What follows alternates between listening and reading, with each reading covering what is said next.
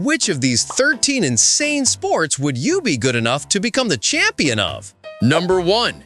Calcio Storico. Did you know there's a sport where literally everything is allowed except killing your opponent? Welcome to Calcio Storico, the most violent sport that's still legal in Italy. Imagine mixing soccer, rugby, MMA, and a medieval bar fight. That's basically it. The game has been happening in Florence since the 16th century, and the rules are simple.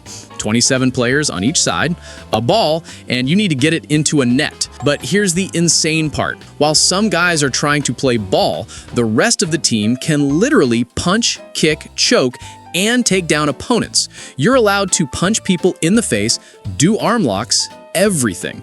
The only rules? No kicking heads when someone's on the ground, and no 2-on-1 ambushes. Players wear Renaissance outfits, because tradition. It's so intense that every year, several players are carried out on stretchers with broken bones and teeth flying. And people still get offended when you say it's too violent, like, but it's cultural tradition. The winner gets a calf as a prize because nothing says congrats on surviving like winning cattle. It's broadcast on Italian TV and families watch it like it's no big deal. Number 2. Extreme ironing.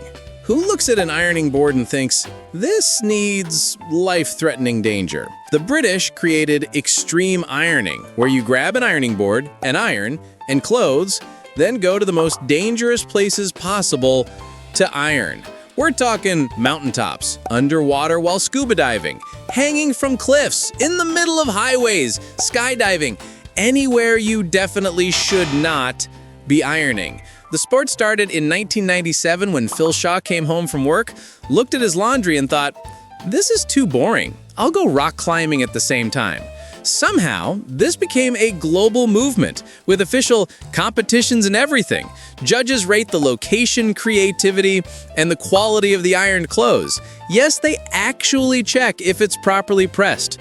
People have ironed while surfing, skiing, and even on an Antarctic iceberg. The official motto is combining the thrill of an extreme sport with the satisfaction of a well-pressed shirt. You have to respect the dedication of carrying an ironing board up a mountain just to prove you can. It's the perfect definition of just because you can doesn't mean you should, but they did it anyway. Number 3. Ferret legging. This is genuinely one of the most WTF sports humanity invented. Ferret legging is literally putting live ferrets inside your pants and seeing how long you can last. This started in England in the 1970s as a test of masculinity among Yorkshire miners because apparently there weren't enough ways to prove you're tough. The rules are simple but insane.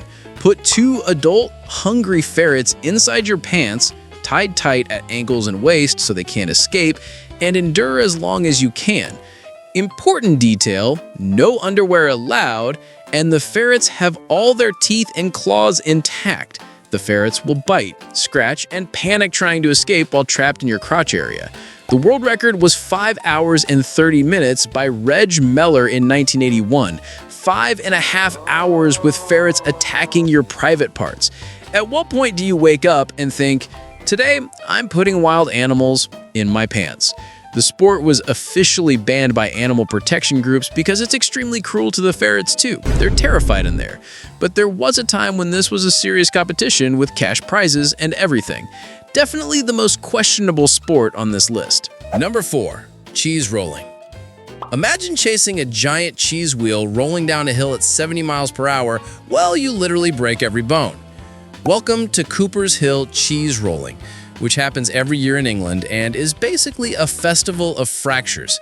Someone throws a 9-pound double Gloucester cheese down a hill with a 50-degree incline, and seconds later, dozens of people throw themselves after it. The goal? Catch the cheese. But the cheese reaches 70 miles per hour in seconds, so nobody ever catches it during the descent. People just go rolling, tumbling, and splattering down the hill until they reach the bottom. First to the bottom wins the cheese. Every year there's an average of 25 to 30 injuries, broken ankles, dislocated shoulders, concussions, and everything else you can imagine. Paramedics wait at a bottom because someone always needs an ambulance. The hill is so steep, people literally can't run. You just throw yourself and hope you don't die. And you know what's insane? People travel from all over the world for this. Australians, Americans, Japanese, everyone wants to win a 10-pound cheese by risking their lives. The event is so dangerous it's been officially canceled several times for not having insurance, but people do it anyway, unofficially. Number 5. Wife carrying. In Finland, they turned relationships into an athletic competition where you carry your wife through an obstacle course. Wife carrying, or kanto in Finnish, is exactly that. Men carry women, doesn't have to be actually married, can be girlfriend or friend, through a 277-yard course with obstacles including water, sand, and wooden barriers. The origin is kinda dark. It comes from a 19th century legend about a Finnish thief who made gang members carry women from neighboring villages through forests as an initiation test.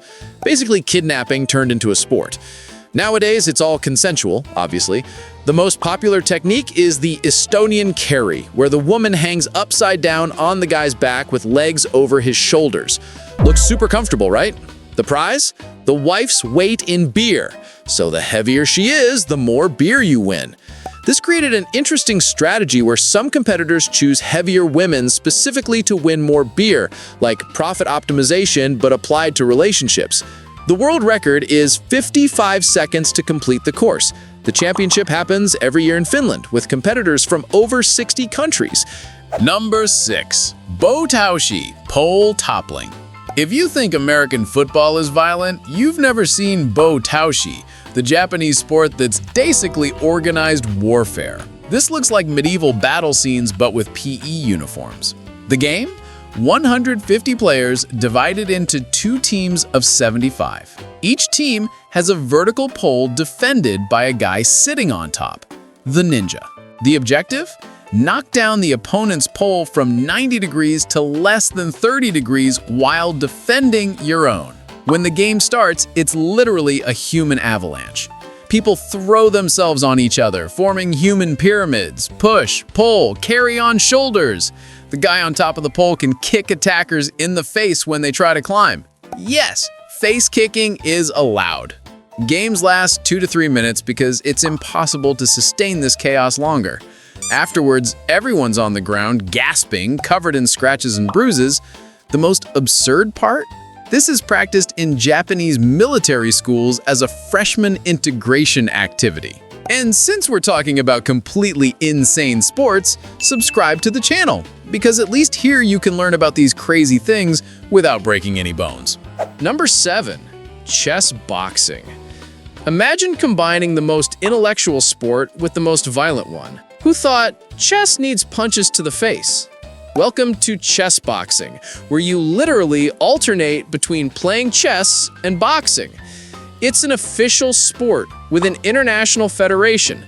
The format is 11 alternating rounds, 4 minutes of chess, then 3 minutes of boxing, repeat. You can win 3 ways: knockout in boxing, checkmate in chess, or judge's decision.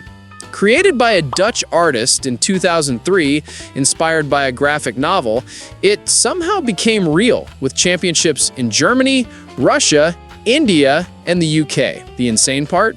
You need to be genuinely good at both. No use being a chess prodigy if you get knocked out, and no use being a boxer if you can't tell a pawn from a bishop. Athletes need the mental strategy of a chess player and physical endurance of a boxer. Try concentrating on chess after taking 3 minutes of punches to the head. Fighters wear headphones during chess so they can't hear the crowd giving hints. Number 8. Oil wrestling. Yagli Gurish.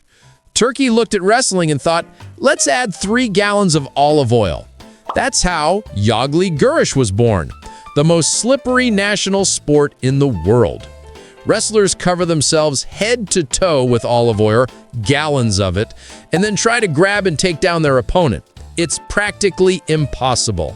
Imagine trying to hold a soapy fish that weighs 260 pounds and is also trying to take you down. The sport has existed for over 660 years. The main festival, Kirkpanar, has been happening every year since 1362, making it the oldest continuously running sporting event in the world, older than any modern Olympics. The guys wear special leather pants called kisbent. Here's the wild part. You can stick your hand inside your opponent's pants to get a better grip. Yes, this is official. Matches last 30 to 40 minutes of intense grappling under scorching sun. And there's no weight class. It can be a 150-pound guy against a 330-pound guy. Number 9. Toe wrestling. You know arm wrestling, but have you heard of toe wrestling? Two people lock their big toes and try to force the opponent's foot down. There's a world championship for this. The sport was invented in 1976 by 4 guys in an English pub complaining that England never won world championships at anything. So they created a sport so specific that nobody else would practice it. And it worked. Until competitors from other countries showed up and dominated. The English aren't even the best at the sport they invented. The championship happens every year at Ye Old Royal Oak Pub in Derbyshire. Competitors remove shoes and socks, judges check feet for anything suspicious, then they sit in special chairs, lock big toes, and try to pin the opponent's foot. Best of 3 rounds, right foot, left foot, and if tied, there's a tiebreaker. Some people train seriously for this. Elite competitors develop absurdly strong big toes. Yes, there have been serious injuries, torn tendons, dislocated toes. Number 10. Caber toss. Scotland looked at a 19-foot tree trunk weighing 175 pounds and decided tossing it was an essential skill. The caber toss is part of the Highland Games and is visually one of the most impressive sports.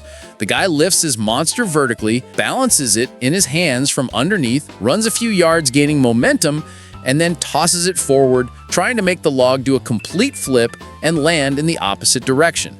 The objective is not distance. It's making the log rotate perfectly and fall aligned, like making 12 o'clock on an imaginary clock. If you're facing north and throw, the log should flip and land pointing north too. But here's the thing, if you can't make it flip completely, you simply failed. Doesn't matter how far it went. It's one of the sports requiring the most pure brute strength. The guys who compete are absolute units, human mountains.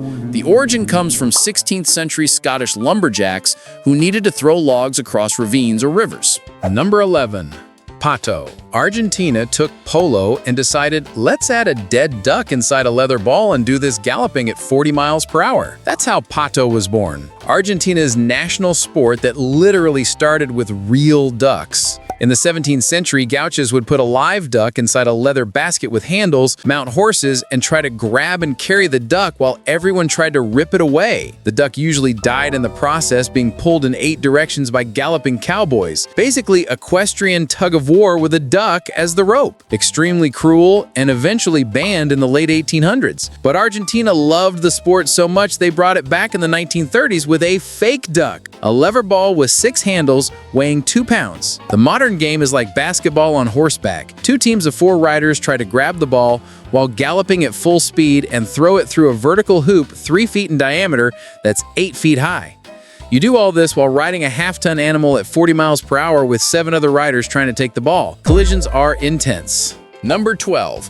Chook ball. Switzerland created the only sport where it's prohibited to interfere with your opponent. Chook ball was invented in the 1970s by a Swiss biologist who wanted the perfect sport, athletic but without violent physical contact, competitive but respectful. The game, 2 teams of 7 players, a handball, and 2 trampoline-shaped nets at the court ends. The objective is to throw the ball at the trampoline so it bounces and hits the ground without the opposing team catching it. But here's what makes this unique. You cannot intercept passes, cannot block shots, and cannot interfere with the player with the ball.